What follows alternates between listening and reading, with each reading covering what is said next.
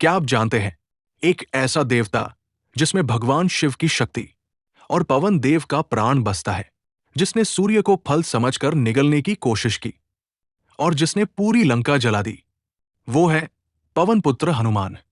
ये कहानी शुरू होती है पवन देव से, जो हर जीव के प्राण है, न दिखते हैं पर हर जगह मौजूद है, और यही देवता बनने वाले थे।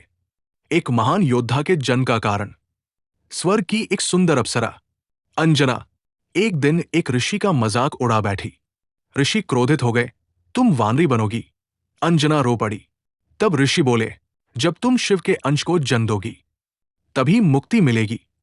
समय बीता और अंजना पृथ्वी पर वानरी रूप में जन्मी। वन में ही रहते थे एक वीर और पराक्रमी वानर राजा, कपिराज केसरी। केसरी केवल शक्तिशाली ही नहीं, बल्कि धर्म और भक्ति में भी अग्रणी थे। एक दिन उनकी मुलाकात अंजना से हुई।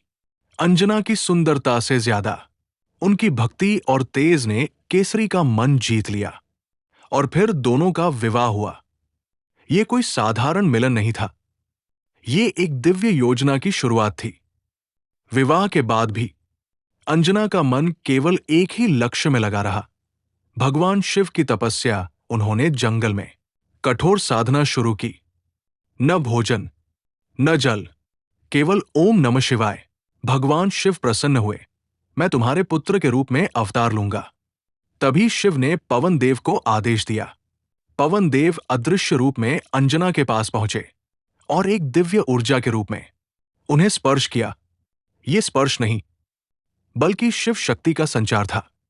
उसी समय अयोध्या में राजा दशरथ यज्ञ कर रहे थे। पवन देव उस दिव्य खीर का एक भाग लेकर अंजना के पास पहुंचे। अब दो शक्तियां मिल चुकी थी, शिव का अंश और वायु का प्राण।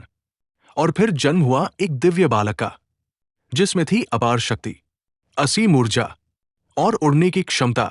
नाम पड़ा अंजने और दुनिया ने जाना हनुमान। बचपन में उन्हें भूख लगी। उन्होंने सूर्य को देखा और समझ लिया, ये तो फल है, और उड़ चले आकाश में। इंद्र ने वज्र चलाया, उनकी ठोड़ी घायल हो गई। अपने पुत्र को घायल देखकर पवन देव क्रोधित हो गए। उन्होंने पूरी सृष्टि से वायु हटा ली। सांस रुक गई, जीवन ठहर गया। देवताओं को झुकना पड़ा जब भगवान राम और लक्ष्मण सीता माता की खोज में भटक रहे थे। तब वे पहुंचे ऋष्यमुख पर्वत पर। वहीं रहते थे वानर राजा सुग्रीव, जो अपने ही भाई बाली से डरकर छिपे हुए थे। हनुमान जी ब्राह्मण का रूप धारण करके राम और लक्ष्मण के पास गए। उन्होंने पूछा, आप कौन हैं जो इस वन में आए हैं? राम जी मुस्कुराए, और उसी क्षण हनुमान जी समझ गए, ये कोई साधारण मनुष्य नहीं, ये स्वयं भगवान है। और यहीं से शुरू हुई भगवान और भक्त की पहली बातचीत। हनुमान जी राम को सुग्रीव के पास ले गए। दोनों ने मित्रता की शपथ ली।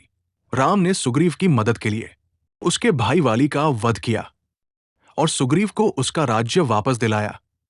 अब हनुमान जी को मिला अपना सबसे बड़ा कार्य, माता सीता को ढूंढना।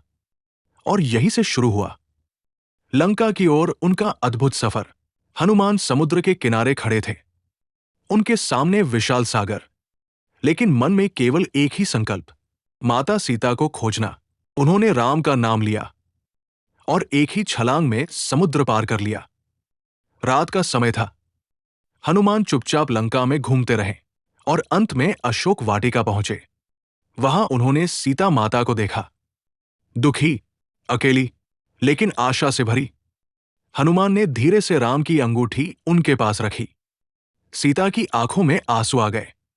हनुमान ने सोचा, अब रावण को चेतावनी देना जरूरी है। उन्होंने कुछ पेड़ तोड़े, राक्षसों को हराया और अंत में उन्हें रावण के दरबार में ले जाया गया। रावण ने उनकी पूंछ में आग लगाने का आदेश दिया, लेकिन वही आग लंका के अंत का कारण बन गई। हनुमान शांत भाव से एक छत से दूसरी छत पर जाते रहे और देखते ही देखते पूरी लंका जल उठी। जब लक्ष्मण मूर्छित हुए, हनुमान पूरे पर्वत को उठा लाए। ये सिर्फ शक्ति नहीं, ये प्रेम था। हनुमान ने कभी कुछ नहीं मांगा, उनके हृदय में केवल राम और सीता थे। हनुमान जी हमें सिखाते हैं, सच्ची शक्ति भक्ति में होती है, भगवान स्वयं आ जाते हैं। अगर आपको ये कहानी पसंद आई तो वीडियो को लाइक करें और चैनल को सब्सक्राइब करें। जय श्री राम, जय हनुमान।